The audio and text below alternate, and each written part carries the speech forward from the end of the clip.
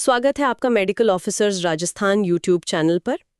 फेफड़ों की कार्यप्रणाली मतलब लंग फंक्शन समझना चिकित्सा विज्ञान का एक बहुत ही अहम हिस्सा है और आज हम इसके एक कह सकते हैं बुनियादी लेकिन बेहद महत्वपूर्ण पहलू पर बात करेंगे। जी, फेफड़ों की मात्राएं और क्षमताएं यानी लंग वॉल्यूम्स एंड कैपेसिटीज।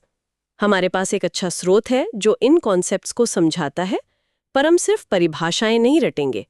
हम कोशिश करेंगे इनके क्लिनिकल महत्व को और ये आपस में कैसे जुड़े हैं इसे थोड़ा गहराई से समझने की। हमारा लक्ष्य है कि इस चर्चा के बाद हम सब इन मैट्रिक्स को सिर्फ पहचाने नहीं, बल्कि ये भी समझे कि ये फेफड़ों की सेहत मतलब लंग हेल्थ और अलग-अलग रेस्पिरेटरी बीमारियों के बारे में क्या इशारे देते हैं। तो चलिए शुरू करते हैं फेफड़ों की जो 4 बेसिक मात्राएं हैं उनसे। बिल्कुल, ये वो हवा की मात्राएं हैं जिन्हें हम अलग अलग तरह से सांस लेते या छोड़ते समय मापते हैं। हाँ, तो सबसे पहली और शायद सबसे आम वो है टाइडल वॉल्यूम, टीवी।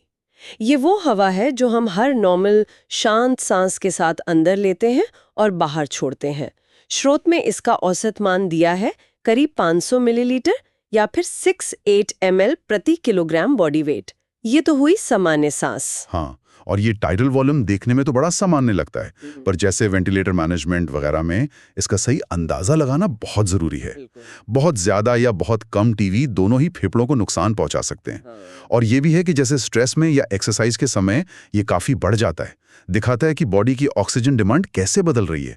तो ये सिर्फ एक फिक्स नंबर नहीं है, ये बदलता रहता है। हाँ, ये अच्छा पॉइंट है। अच्छा, अब अगली मात्रा पर आते हैं, इंस्पिरेटरी रिजर्व वॉल्यूम, IRV। ये वो एक्स्ट्रा हवा है जिसे हम सामान्य सांस लेने के बाद अगर जोर लगाएं तो और अंदर खींच सकते हैं, जैसे कोई गहरी सांस लेना चाहे। बिल्कुल, IRV हमारी कह लीजिए रिजर्व ताकत दिखाता है कि हम नॉर्मल सांस से कितना ज्यादा हवा अंदर ले सकते हैं। ये तब जरूरी हो जाता है जब ज्यादा ऑक्सीजन चाहिए, मान लीजिए दौड़ते समय। अगर किसी की इंस्पिरेटरी मांसपेशियां मतलब सांस अंदर लेने वाली मसल्स कमजोर हैं या फेफड़ों में थोड़ी अकड़न है, तो उनका IRV कम हो सकता है। तो ये एक तरह से फेफड़ों के लचीलेपन और मसल्स की ताकत का भी अंदाजा देता है। और इसी का उल्टा है एक्सपिरेटरी रिजर्व वॉल्यूम, ERV। ये वो एक्स्ट्रा हवा हुई जिसे हम सामान्य सांस छोड़ने के बाद जोर लगाकर और बाहर निकाल सकते हैं। सही कहा। ERV ये दिखाता है कि हम नॉर्मल सांस के लेवल से नीचे कितनी हवा और बाहर फेंक सकते हैं। ये पेट की मसल्स और इंटरकॉस्टल मसल्स की ताकत पर निर्भर करता है। जैसे मोटापे में क्या होता है, पेट पर दबाव बढ़ने से डायफ्राम ऊपर उठता है और ERV कम हो सकता है। या कुछ न्यूरोमस्कुलर बीमारियों में भी ऐसा होता है। इसका कम होना अक्सर फेफड़ों की मात्रा कम होने का पहला संकेत हो सकता है, भले ही वाइटल कैपेसिटी नॉर्मल लगे। ये दिलचस्प है कि कैसी ये रिजर्व वॉल्यूम्स हमें एक्स्ट्रा मेहनत या कुछ हेल्थ कंडीशंस के बारे में बता सकते हैं। अब चौथी और आखिरी मात्रा जो थोड़ी अलग है, रेजिडुअल वॉल्यूम, RV। ये वो हवा है जो फेफड़ों में हमेशा बची रहती है, चाहे हम कितनी भी जोर से सांस क्यों न छोड़ दें।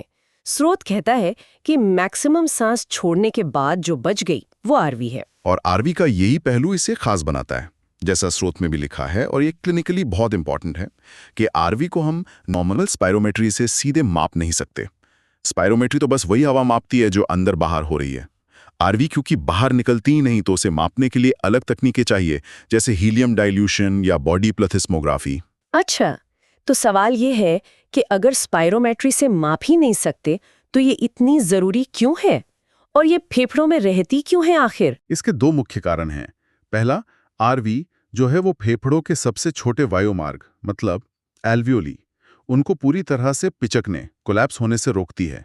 अगर फेफड़े हर बार सांस छोड़ने पर पूरे पिचक जाएं तो उन्हें दोबारा फुलाना बहुत मुश्किल होगा, ज्यादा एनर्जी लगेगी।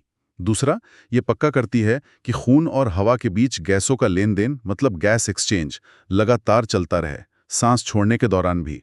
RV का बढ़ जाना, जैसे COPD या एम्फीसेमा में होता है, वो एयर ट्रैपिंग का संकेत है, मतलब हवा फेफड़ों से पूरी बाहर नहीं निकल पा रही। वहीं कुछ रेस्ट्रिक्टिव बीमारियों में RV कम भी हो सकता है। अच्छा, ये तो बहुत अच्छे से समझ आया। तो ये थी 4 बेसिक मात्राएं, टीवी, IRV, ERV और RV। अब जैसा स्रोत बता रहा है, इन्हीं मात्राओं को जोड़कर बनती हैं फेफड़ों की क्षमताएं यानी कैपेसिटीज। स्रोत के हिसाब से एक कैपेसिटी हमेशा 2 या 2 से ज्यादा वॉल्यूम्स का जोड़ होती है। चलिए पहली कैपेसिटी देखते हैं, इंस्पिरेटरी कैपेसिटी आईसी। स्रोत कह रहा है कि ये वो मैक्सिमम हवा है जिसे कोई व्यक्ति नॉर्मल सांस छोड़ने के बाद पूरी तरह अंदर खींच सकता है। गणित के हिसाब से देखें तो जैसा स्रोत में है, IC equals time volume TV plus inspiratory reserve volume IRV। ये असल में ये दिखाता है कि नॉर्मल सांस छोड़ने के बाद से शुरू करके कोई कुल कितनी हवा अंदर भर सकता है। ये फेफड़ों के फैलने की क्षमता और इंस्पिरेटरी मसल्स की ताकत का एक अच्छा माप है। अगर IC कम हो रही है तो यह या तो फेफड़ों के फैलने में कोई रुकावट मतलब रिस्ट्रिक्शन या फिर मसल्स की कमजोरी का संकेत हो सकता है। ठीक है, अगली कैपेसिटी है फंक्शनल रेजिडुअल कैपेसिटी FRC।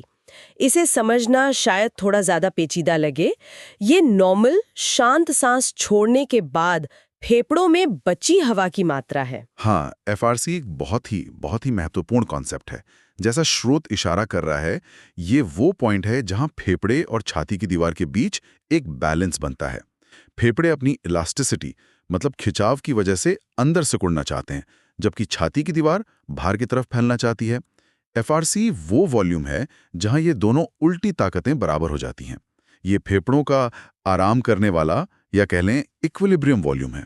इस बैलेंस पॉइंट का क्या महत्व है? मतलब क्यों जरूरी है ये? मतलब ये है कि ये सांस लेने के पूरे साइकिल के लिए एक स्टेबल बेस देता है। गैस एक्सचेंज FRC पर भी चलता रहता है।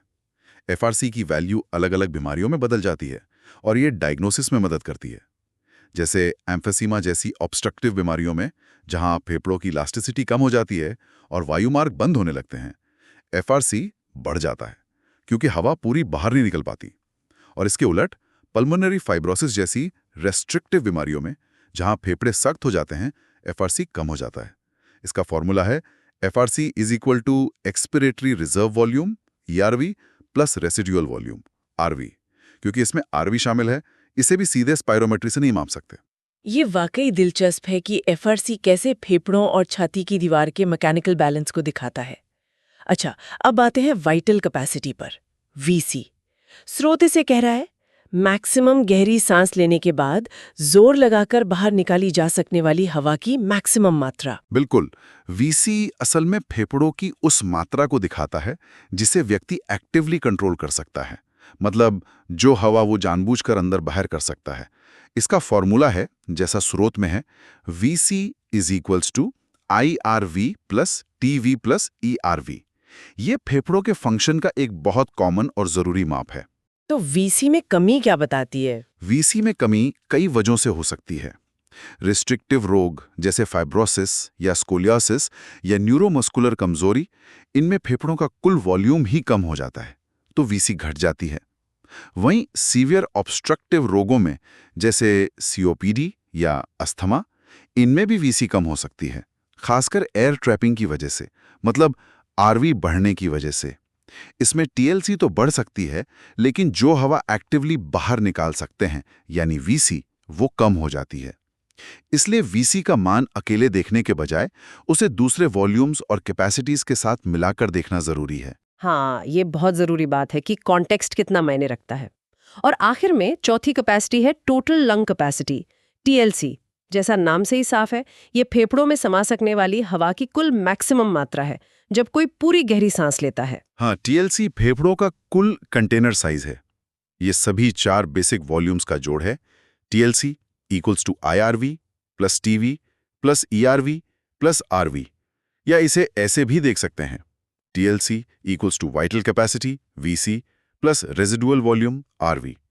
TLC का मान भी डायग्नोसिस में महत्वपूर्ण है। रेस्ट्रिक्टिव रोगों में फेफड़ों का फैलना लिमिटेड होता है, इसलिए TLC कम हो जाती है, जबकि ऑब्स्ट्रक्टिव रोगों में, खासकर जहां एयर ट्रैपिंग होती है जैसे एम्फेसीमा, RV बढ़ने के कारण TLC नॉर्मल या बढ़ी हुई भी हो सकती है। TLC को मापने के लिए भी उन्हीं तकनीकों की जरूरत होती है जो RV को माप सकें, जैसे प्लेथिस्मोग्राफी या गैस डाइल्यूशन। तो हमने इन 4 मात्राओं और 4 क्षमताओं को अलग अलग समझा। स्रोत में एक ग्राफ भी है जिसमें एक स्पायरोमेट्री ट्रेस, वो लहरदार लाइन, और एक बार ग्राफ है। ये विजुअल्स कैसे इन कॉन्सेप्ट्स को एक साथ समझने में मदद करते हैं? ये ग्राफ्स बहुत काम के हैं। स्पायरोमेट्री ट्रेस दिखाता है कि सांस लेते समय फेफड़ों में हवा की मात्रा कैसे ऊपर नीचे होती है। आप देख सकते हैं शांत सांस में वॉल्यूम टीवी के आसपास रहता है। जब व्यक्ति गहरी सांस लेता है, ग्राफ ऊपर IRV तक जाता है, और जब जोर से सांस छोड़ता है तो नीचे ERV तक आता है। और जो मात्रा सबसे नीचे भी बनी रहती है वो RV है। बार ग्राफ इन सभी मात्राओं और उनके जोड़ से बनी क्षमताओं, मतलब IC, FRC, VC, TLC को एक साथ दिखाता है। इससे उनके साइज और आपस के रिश्ते को समझना आसान हो जाता है। अच्छा, अगर हम एक कदम पीछे हट के देखें तो इन सब वॉल्यूम्स और कैपेसिटीज को मापने का क्लिनिकल इंपॉर्टेंस क्या है?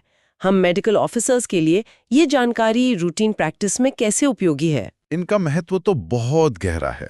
ये माप सिर्फ किताबी बातें नहीं हैं, ये पल्मोनरी फंक्शन टेस्ट यानी PFTs का आधार हैं। PFTs हमें ये समझने में मदद करते हैं कि किसी व्यक्ति के फेफड़े कितने ठीक से काम कर रहे हैं।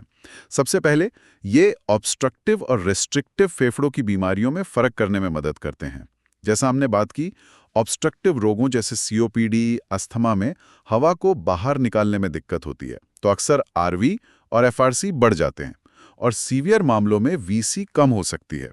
जबकि रेस्ट्रिक्टिव रोगों जैसे पल्मोनरी फाइब्रोसिस या छाती की दीवार की कोई प्रॉब्लम, इनमें फेफड़ों का कुल वॉल्यूम ही कम हो जाता है, तो VC, TLC, FRC और RV सब कम हो जाते हैं।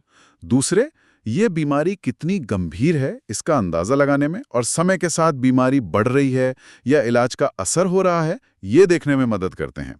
मान लीजिए किसी रेस्ट्रिक्टिव रोग के मरीज की VC और TLC समय के साथ और कम हो रही है, तो ये बीमारी के बिगड़ने का संकेत है।